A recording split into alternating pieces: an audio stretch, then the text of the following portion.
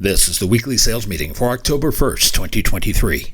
My name is Chris Fleming. You can reach me at chris@cdmediaconsulting.com or go to our website at cdmediaconsulting.com. Today's topic is learn your customer's language. Communication can be broken down into two parts. There is send and there is receive. Often we are too busy in the send mode to learn and understand the received message.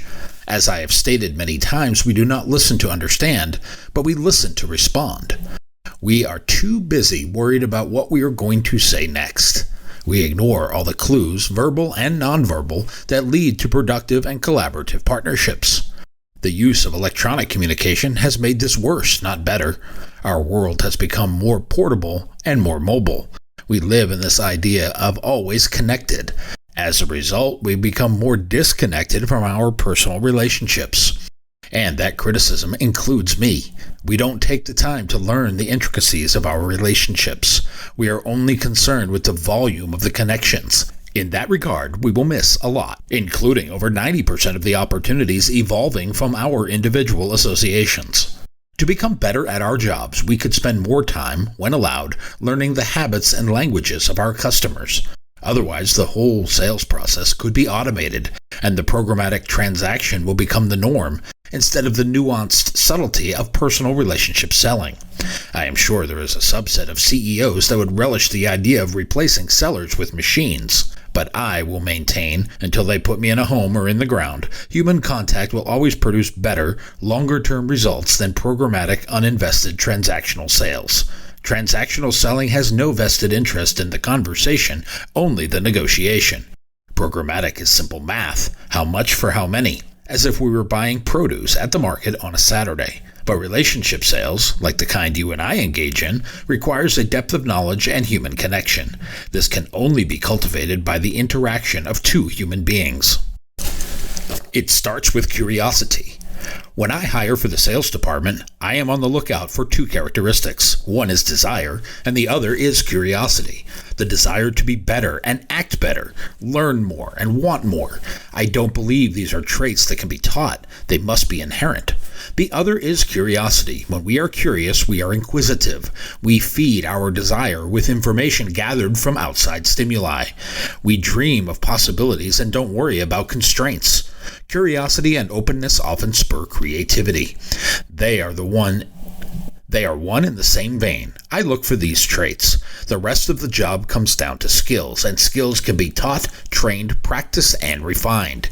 But that natural curiosity can help us develop better customer relationships. In being inquisitive, we ask questions and listen to the answers because we want to know.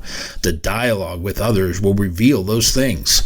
It will lead to better conversations. It will lead to better understanding, and it will lead to a better working relationship. Some years back, my company employed a graphic artist on staff. He was tremendous. He was rather reserved. He kept to himself. To engage with him, you had to go out of your way. But he was one of the best I ever worked with or around. He understood spatial placement, design capacity, depth, and character. His designs popped off the page. He had one issue. He was colorblind, or a color deficiency would be a better description. He did great work but had a hard time distinguishing color. I noticed it when my greens and reds did not come out quite right. There were some that would say he wasn't very good at his job because he couldn't get it right the first time. But I would say those people were in send mode. They didn't listen to understand, but only to respond or criticize. I could have done that also. I could have been a real jerk. But I'm a curious person. I want to know why something is happening before acting. My next move was to seek out my designer. I had a conversation with him about how we could communicate better. This is where I discovered the color blending challenge. It turns out his grasp of colors would be best served by using the Pantone scale. I could give him the numbers of what colors I wanted, and we would assign them accordingly. It was simple enough. I could make that work. After all, I wasn't coming to him without an idea. I was asking him to translate the design in my head to reality. And I have zero artistic skills. Stick figures are the best I can muster. He would send me designs in PDF form. I would send him back notes and suggestions of any changes I wanted. I would do so in the same PDF, with electronic post-it notes on it, directing specific changes to be made, if any. It was a great system. All it took was learning the language. He didn't have to learn mine. I had to learn his. To this day, he is the best graphic designer I ever worked with because we found a way to work well together. I was asking him to step inside of my head. I wanted him to see what I would like the end result to be without the benefit of being able to describe it to him. In turn, I was required to understand my ask from his point of view. But I had to communicate and be clear. To do this, I had to use his language. Our system of Pantone scale and Post-it notes worked for us. It cut down on confusion and gave clarity. I helped him execute his job with more efficiency. He helped me bring my ideas to life. Together, we had a 4 or 5 year run of high-quality, high-impact, efficient work. We reduced friction that developed with other departments, all because we learned a language of understanding. We do this all the time in the sales profession. We communicate in our internal processes. We expect the rest of the planet to understand it. We talk about our stuff as if everyone knows it, and it only makes sense to us. Our business customers have it too. Every business has its own vernacular, indigenous words that mean so much to those working inside the office, but nothing to those outside the four walls. Auto dealers, wireless carriers, furniture retailers all reference their customers' activities differently. We need to understand their thought processes to communicate with them effectively. They do not have to understand ours. We can leave our jargon at the office or not use it at all. It is that old adage of how you practice is how you will play. And if we talk in plain language around each other, we will talk that way in front of our customers. If we talk in jargon around the office, we end up sounding like air traffic controllers in front of the customer.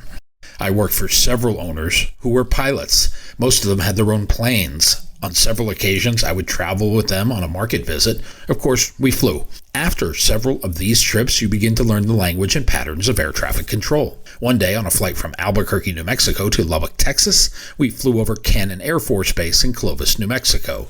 It turns out, military air traffic control has a completely different vocabulary than civilian. We had flown over an area we should not have been in. A voice came over the radio declaring something I didn't understand. My pilot did not either. He turned to me and said into the headset, "Do you know what that means?" I got to thinking, if I have to know what that is, we're in the wrong seats, brother. Cannon Air Force Base was giving us a warning about being in a restricted area. That warning included a subtle reference to more action, like, say, 2 F-18 fighter jets that were scrambling to come and meet us. Oopsie. This might have been avoided if we had known the language of the military air traffic control. They had sent a couple of messages before that communique. Former South African civil rights activist and leader Nelson Mandela talked about this. He said if you're going to talk to a man in a language he understands, that goes to his head. If you talk to him in his language, that goes to his heart. To have better conversations with our customers, it pays to learn their language.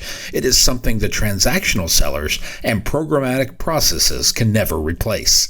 The ability to reason and interpret their conversation is the domain of the seller. The human being has this ability. ChatGPT will not come close. We understand nuances and subtlety. Machine learning is not advanced enough for emotional intelligence. We dominate that atmosphere, and we should never give up the high ground. My friend Mark Levy is a longtime sales trainer. We speak often about such topics. He likes to say not only should you communicate in a way to be understood, but you should do so in a manner that makes it impossible to be misunderstood. How about that for a challenge?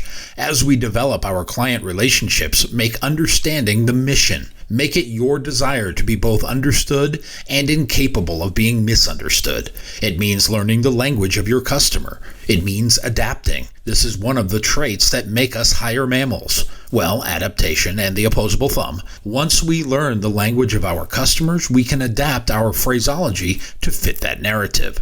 So we are incapable of being misunderstood, drawing parallels between what our customer knows and what we are doing so every player is on the same page. The writer C.S. Lewis said, always try to use the language so as to make quite clear what you mean and make sure your sentence couldn't mean anything else. This is the fine art of communication, and it is an art. Selling is only 20% science. The rest is an art. We are artists. James Humes was an American author. He was also a presidential speechwriter for President Dwight D. Eisenhower. He wrote, "The art of communication is the language of leadership."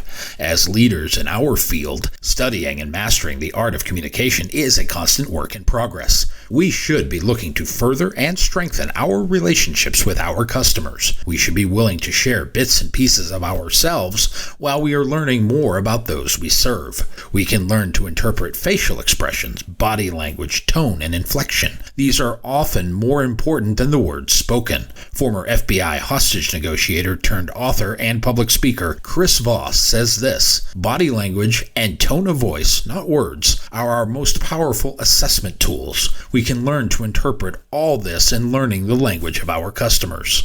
Francis George Steiner was a Franco-American author and literary critic of the 20th century. He passed away in February of 2020. He was acclaimed as one of the great minds of the literary world. He spent much of his time writing about language and its impact on society. He claimed, "Every language is a world. Without translation, we would inhabit parishes bordering on silence." One of our big challenges in learning the language of our customers is balancing these translations. The balance is between their internal communication and its external meaning, and then marrying that to our internal communication and its meaning. We have to become excellent translators. Put your ego aside. Learn to listen to understand. As Mark Twain wrote, "You have 2 ears and 1 mouth. That should be the ratio of listening to talking. Listen twice as much as you speak. If the conversation is dominated by you, nothing is communicated." Communication is a two-part method. It contains both send and receive. To make it more effective, all participants must be on the same page. As the writer Robert Louis Stevenson said, "All speech, written or spoken, is a dead language until it finds a willing and prepared hearer." Our challenge is to learn the language of our customers. Speak to them in their native tongue.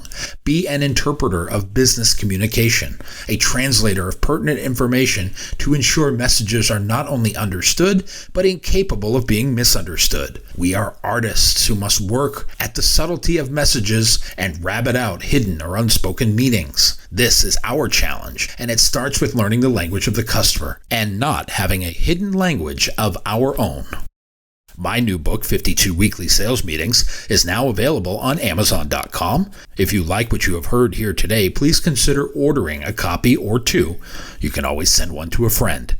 Go to cdmediaconsulting.com right now and follow the instructions to order.